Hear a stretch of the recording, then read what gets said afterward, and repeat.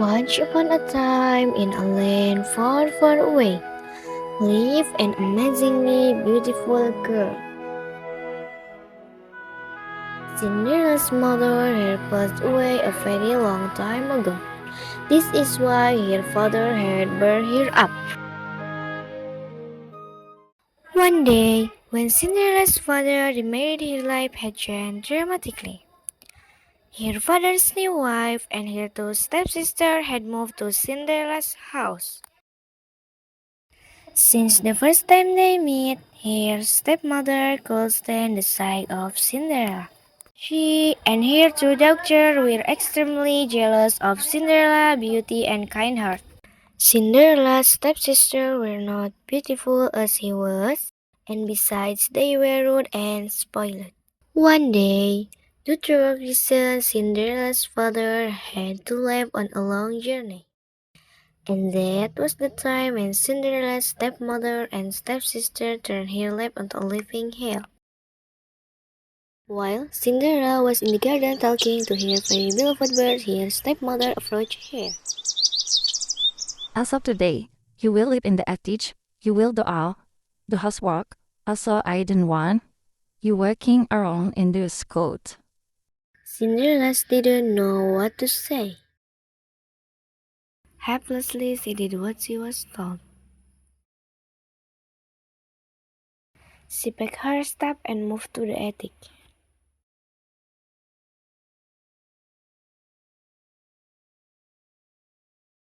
After that day, Cinderella began to do all the housework all on her own. She used to get very tired, but neither her stepmother or her stepsister felt sorry for her. Wipe the floor again. Can't you see it's still dusty? You haven't done the laundry. I have nothing proper to wear. Cinderella had no friend other than the mice and the birds that used to come to her window. Due to the cold secretly at night time, Cinderella would go downstairs to the steamy and warm open air. The daring feared and fell asleep. As the day went on by, one day in the town an announcement was made by the kingdom. Our prince will be holding a ball at the castle. All the girls who are eligible for marriage are invited to his ball. As soon as the stepsister heard about this invitation, they ran home and told their mother. We must get some guns and sauce for your girl. Moving along, we're going, Sophie. The stepmother and stepsister left the house.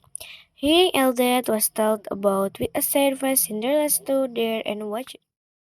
The preparation went on for days, but the stepsister had their gowns on. Every day, they would go in front of the mirror and tell themselves, "We will be the most beautiful girl in the ball." Finally, the big day had arrived. The stepsister had woken up very early that morning, and so they called Cinderella. It's Cinderella! Cinderella! Come here! Where have you been? Harry and Pepper are bad. All day, Cinderella helped her stepsister get ready. Hey, which is Gente you're going to pull it out? Toward the evening, they had finished all their preparation for the ball. Cinderella built up her courage and asked her stepmother. Can I come to the bottom, please? Wolf, you. Yes, well, it's say that all the young girls can come. It's your dress for the ball? The priest is looking for a wife, not for my dear. Come on, girl. Let's not be late for the bar. And you make sure that you finish all the calls before you go to bed. Her stepmother and stepsister made their way to the castle. And all on her own at home, Cinderella began to cry. My good, I good to look as those two. If my parents, we hear none of this world have happened. Right at the moment, a very bright light appeared. At first, Cinderella did not understand what it was. She was staring at the light, and suddenly, a beautiful fairy appeared in the middle of the light. Cinderella could not believe her eyes. She asked in shock. My beautiful Cinderella, 很可爱，又要個做吧，et castle。Can I go? Just look at me. Do not worry, I'm here to help you. Now, bring me fountain and saffronise. First, she went to the kitchen and grabbed a big pumpkin. Then she went to the attic, got home my friend, and went down again.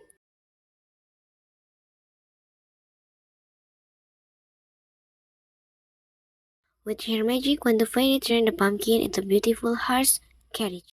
She turned to the mice. One of them turned into a driver, and the other six of them turned into a beautiful white horse. Amazed as she was, Cinderella was looking at the horse carriage.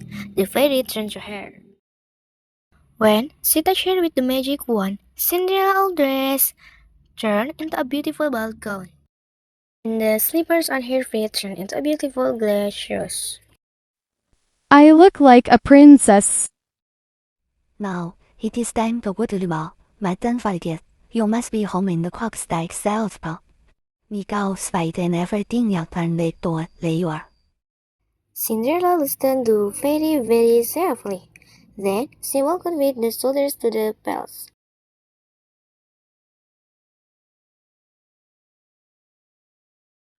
When Cinderella entered through the grand door to the ballroom, all the eyes were on her. She looked so beautiful and elegant. Her stepmother and even her stepsister could not stop looking at this beautiful lady. They, of course, could not recognize her. Suddenly, the prince appeared on the stairs. Cinderella's lady stood out amongst all the young women at the ball. The prince fell in love with the first sight of the beautiful young woman. With everyone watching curiously, he began walking down the stairs and slowly approached her. The stepsisters were very excited because the prince was coming toward them. But the prince passed on by and stopped in front of Cinderella. Most beautiful young lady, would you please allow this dance to me? Cinderella nodded politely. The prince and Cinderella began to dance among the curious look of all the invitees. Cinderella was so captivated by the music and the dance. She felt like as if she and the prince were the only ones in the ballroom. They danced non-stop all night long. Of course, Cinderella could not feel how time had passed. At some point, the big clock arrived.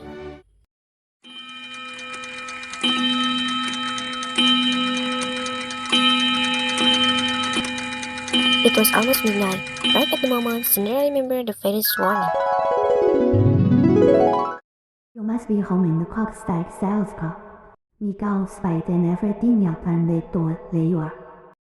With a panic, Cinderella began to run and left the prince behind.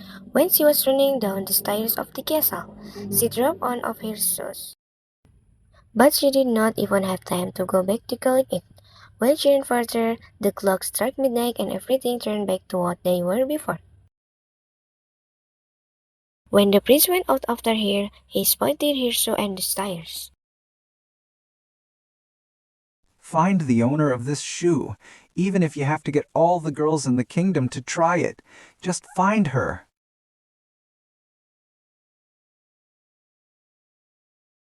In the end, the prince's men came by Cinderella's house. Cinderella was very happy to see the king carriage in front of the horse. Right when she was about to leave her room, her stepmother appeared at the door. With a sarcastic laugh, the stepmother locked the door to the attic. No, please stop. Open the door, please. Hovatech, what will the prince have in common with you? The man first let the old skinny sister try the shoe, but it was too small for her feet.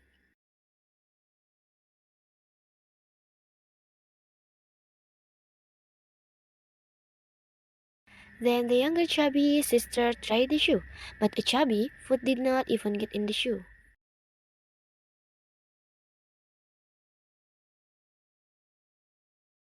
Whatever they did, it just would not work.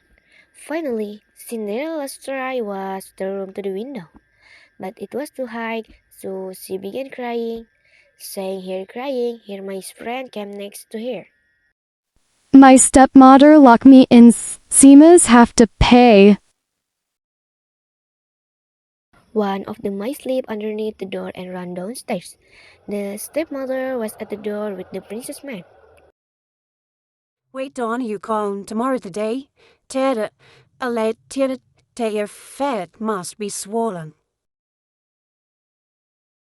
The mouse jumped on the stepmother's skirt and snatching the case out of her pocket, ran upstairs. He slipped the case under the door. Cinderella was very happy when she was the key. Opening the door, she ran down as fast as she could.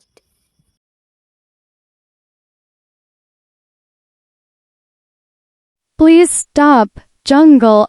I want to try this soup too. Please be calm. We were ordered for every girl to try it. The stepmother and her two daughters started to laugh hysterically. Please, hush. It is the prince's orders that every girl in the kingdom must try the shoe. When Cinderella tried the shoe on, everybody was in shock because it fitted her perfectly. Young lady, are you the owner of this shoe? Cinderella nodded to confirm. Please, come to the palace with us.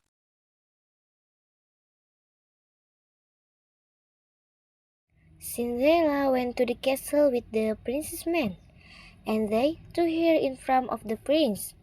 Right when he looked in her eyes, the prince knew it was her who danced with him that night.